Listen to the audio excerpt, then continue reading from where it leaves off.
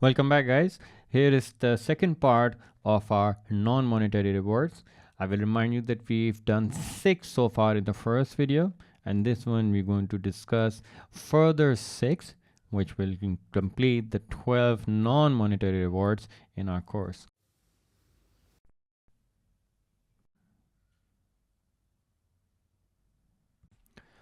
So the next 3 are going to be easy for you to remember, hopefully, because for all 3, the root word is job. So just remember the word job, and you'll remember the 3 that we're going to discuss today, which are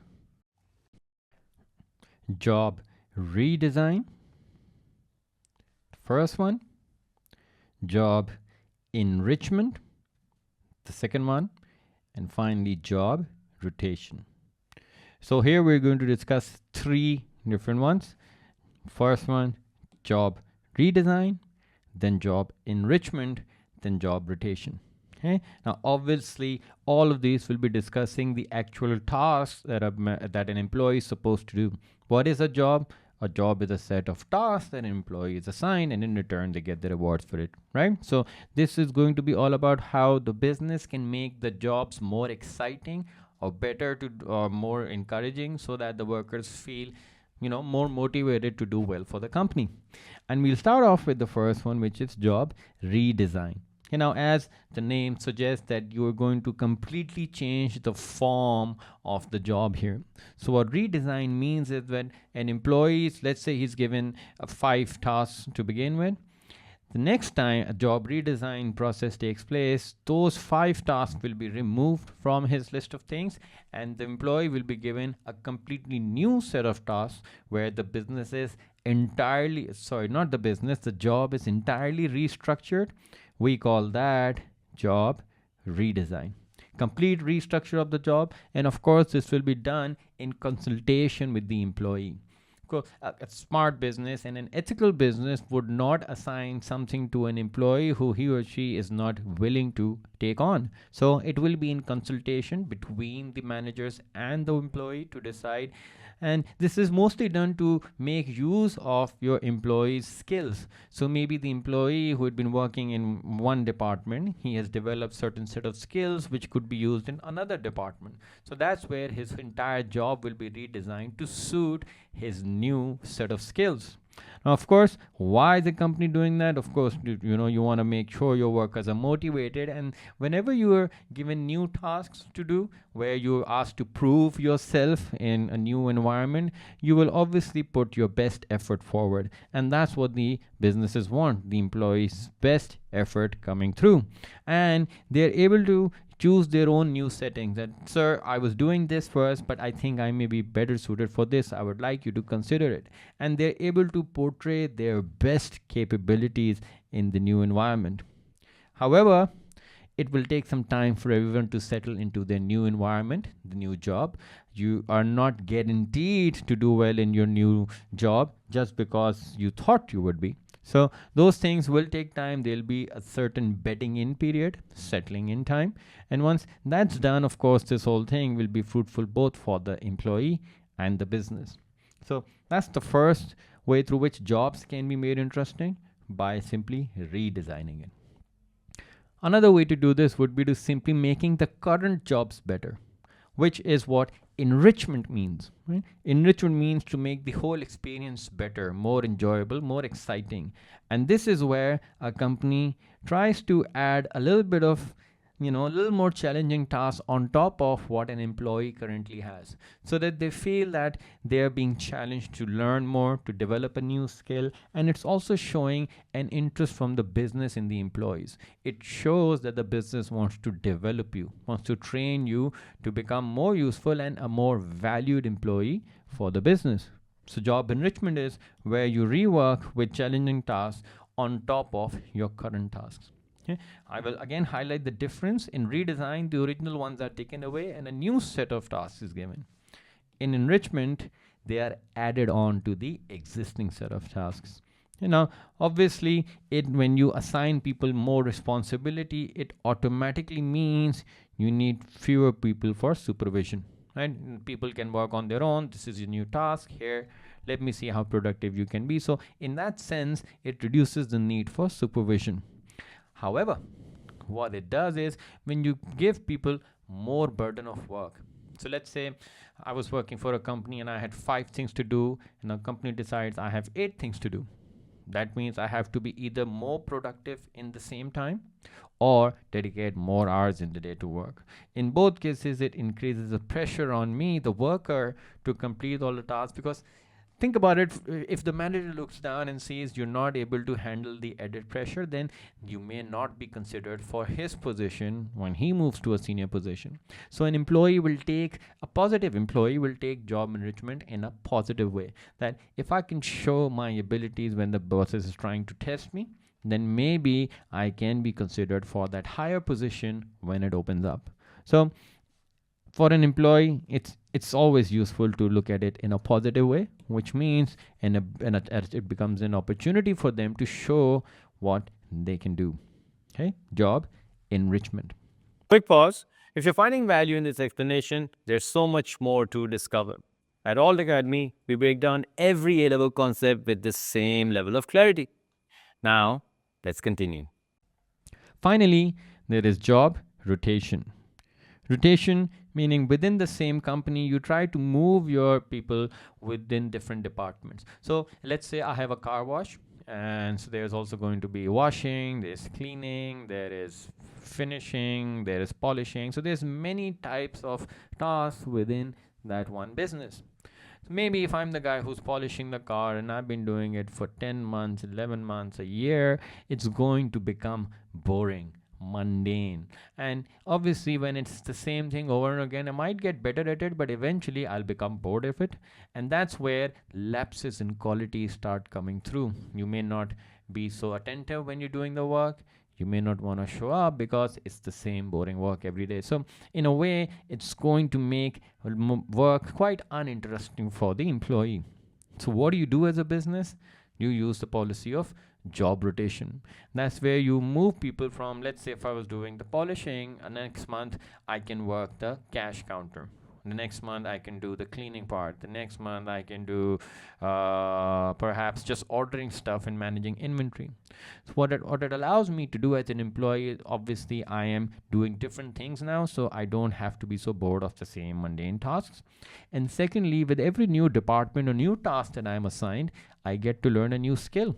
And that is something that all employees want, and it becomes a challenge, right? Can I do this? Can I do the next task? So the business is counting on the employees' willingness to prove themselves and wanting to learn new skills. It's a win-win for both the employees and the business. So workers don't get bored, but whenever you have to take an employee from the polishing part to, let's say, the washing part, you will have to train him. You'll have to give him equipment, and that will add to the cost of business. But if you think about it, this cost is really an investment in the employees, because the more they learn, the better they'll get, until they decide to leave the organization, which is quite possible, but that's the risk you take as a business of job rotation. Okay, so remember, the three here are job redesign, job enrichment, and job rotation. Now we will move to the last three of our non-monetary rewards.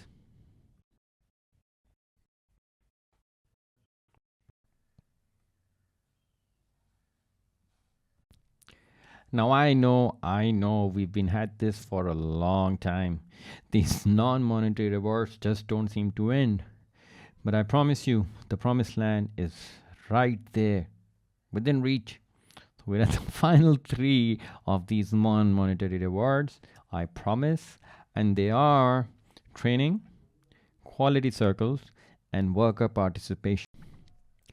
Now, starting with training, training is the process or method used by a business to improve the overall skill set of your employees. Now, think about it, right? If your employees are not developing, if they're not learning any new skills or new techniques, then the business is not going to improve, come up with new products, come up with better processes. So in order to have a better outcome on the business end, you need to invest in your employees. You need to give them different types of training for everyday work, for personal development, for leadership, all the things that you want to see in your employees and all the things you want them to improve on. A business will have a set of trainings assigned to each employee to make sure that they become a better version of themselves, a better employee. And once the whole business, meaning all the employees, are improving in their abilities and their skills, then there's a better potential for better productivity, better sales, better products. All of those benefits start coming through for the business. So improving and developing the skills of employees is training, and we will discuss this in further detail in the next chapter as well. Now, what are the benefits? We just discussed, of course, you get better ideas, and the workers, they feel that the company values them. The company wants to see them grow, wants to see them improve, and become more useful members of the organization. And all those sound like motivation to me. However, whenever you have to train people, you have to obviously sometimes send them away from the place of work. So that means the productivity will be lost. Plus, you will have to hire trainers, you will have to equip people, and all of that will come at an added cost for the business. So, once again, this cost should be looked at from an investment perspective. You are investing in one of your resources, the labor, and the better your labor is, the more learned, the more skilled, the more talented they are, the better the business is going to be. So, it's really one of the more sensible ways to bring motivation in your employees. Then there are quality circles. Okay, now what quality circles are is where the business invites the employees to have a discussion with them and discuss how can we improve all the business processes being currently used. So that could be, for example, on the factory floor, let's say a car manufacturer, and the manufacturer has trained the employees to fit the car, for example, in 10 steps. The workers who are working on fixing tires on every car on a daily basis are in the best position to recommend any changes or any ways to improve the process. And let's say when someone becomes better at that job, they can do the same task in fewer steps. So let's say it took 10 steps to put the tire on, but now with the new employees, new knowledge, you can do it in 8. So how does the employee forward that information to the business? Through these quality circles, where businesses will invite people from all the departments to come forward and recommend to the business how they can improve their current processes. And this is not just limited to what the business is doing, but it could also be how they can improve the whole experience for the employees. So, for example, the working conditions needed to be discussed, maybe the number of hours per day have to be discussed. Those will be discussed in a quality circle meeting where representatives from the business, so the higher management, and the factory floor workers, all the other workers, will have a representative there taking their points forward to the people who are the real decision makers. So it's a way for both the business and the employees to share a cup of tea, sit on the same table, and discuss actual problems and ways through which the business can become more and more efficient. And of course, the more you involve the employees, the more ideas you take from them, the more satisfied an employee would be. And this is also another way of gaining better ideas from your employees. You're already paying them. If they can come up with ideas to improve the processes, then why not benefit from it? So, clear advantages of it. However, if you're just simply doing it for the sake of looking like an ethical business, where you invite all these new ideas and say, oh yeah, we'll think about it. I'm sorry, we don't have any money right now. If you keep coming up with excuses of not adopting those changes, then the workers will stop coming forward, and the whole exercise of motivating them through an open conversation will simply go out the window. So if the company is going to do this, then they have to follow through on it and implement any sensible. Obviously, it can't be any change that, look, we need 20 days in a month is all it is. That's just not sensible. So anything that's sensible, anything that's applicable, that's something that the business should be ready to adopt when an employee comes forward with a solution. Okay, those are quality circles.